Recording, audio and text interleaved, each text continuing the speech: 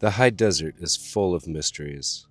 Some are written in stone, some are written in water, and some are hidden in the names that we give to places. Driving through Owyhee Country between Leslie's Gulch and Sucker Creek, I came across a landmark with a name that immediately caught my attention: Negro Rock, a volcanic dome rising above the desert floor, a name that raises questions. Questions about history, questions about memory, questions about the stories we choose to preserve or forget. At first glance, it seems to be just another rock formation, one more landmark in a landscape filled with ancient volcanic features. But the more I looked into the history of the name, the stranger the story became, or perhaps I should say, the less story I found. Long before roads crossed this desert, long before settlers arrived, long before maps recorded names, the landscape was shaped by fire. Millions of years ago, enormous volcanic eruptions transformed what would become Owyhee Country. Lava flowed across vast distances. Volcanic domes pushed upward through the earth. Ash covered the landscape. The feature known today as Negro Rock is one of the remnants of an ancient volcanic world, a rhyolite dome standing above the surrounding terrain, a geological survivor. For millions of years it existed without a name. Wind moved across it, rain fell upon it, animals passed beneath it, and generations of indigenous peoples traveled through these lands long before these modern boundaries existed. The rock was here, the name was not. When I returned home, I began researching the history behind the name. Surely there had to be a story, a person, an event, something. Geological surveys identified the rock. Maps used the same name. Local travelers here have known it for generations. Yet source after source led nowhere. No pioneer account, no survey notes, no local legends, no explanation, just the name itself. And that surprised me. Most places leave behind footprints, some record of who discovered the place. Others remember settlers, ranchers, miners, soldiers, or explorers. Even controversial names usually have an origin story. But here, there was only silence. The rock appears in records, the name appears on maps, the reason behind it seems to have vanished. Today the name stands out for obvious reasons.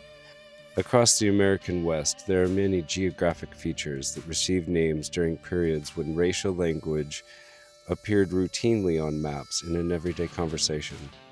Some names reflected prejudice, others reflected attitudes of the era. In some cases, names that appeared offensive were eventually discovered to commemorate real individuals whose identities had been forgotten. Beginning in the 20th century, federal authorities started removing some of the most offensive racially named places from official maps. In the 1960s, many of the worst examples had been replaced. More recently, Oregon has begun a broader review of geographic names considered derogatory or offensive. Today, Negro Rock appears on Oregon's official list of names that are under review for potential renaming. At some point, the name itself may disappear from maps. But the question remains, why was it given that name in the first place? And that's where the mystery deepens. As I continued researching, two possibilities emerged. The first is simple. The name may have been nothing more than a product of casual racism from another area, a label applied by settlers, miners, ranchers, or surveyors, and then carried forward to our time.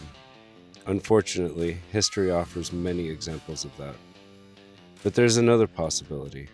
Across Oregon and throughout the West, historians have discovered places named once assumed to be offensive were actually connected to real black pioneers, miners, soldiers, cowboys, and laborers.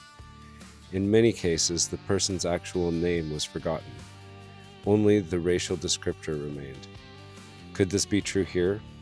Possibly. But so far, no evidence has surfaced. No forgotten pioneer, prospector, ranch hand, traveler, nothing.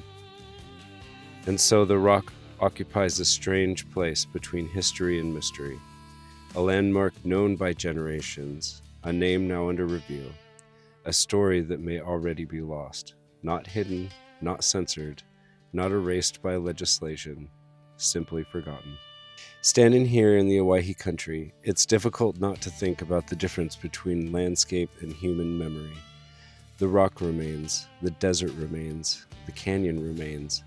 Millions of years of geological history still surround us, and yet the reasons for the names have vanished forever. Perhaps one day an old newspaper article, survey record, or forgotten diary will surface and reveal the answer. Perhaps not. Until then, Negro Rock remains one of those places where the mystery itself has become the story. A reminder that history is fragile, that memory fades, and even something as simple as a name can outlive the reason it was given. The volcanic dome has stood here for millions of years. It has watched generations come and go. It has watched names appear, and perhaps one day it will watch its name disappear as well. The rock remembers, the desert remembers, but sometimes the stories do not. Thank you for joining us on this exploration of the landscapes, history, and hidden mysteries of the high desert.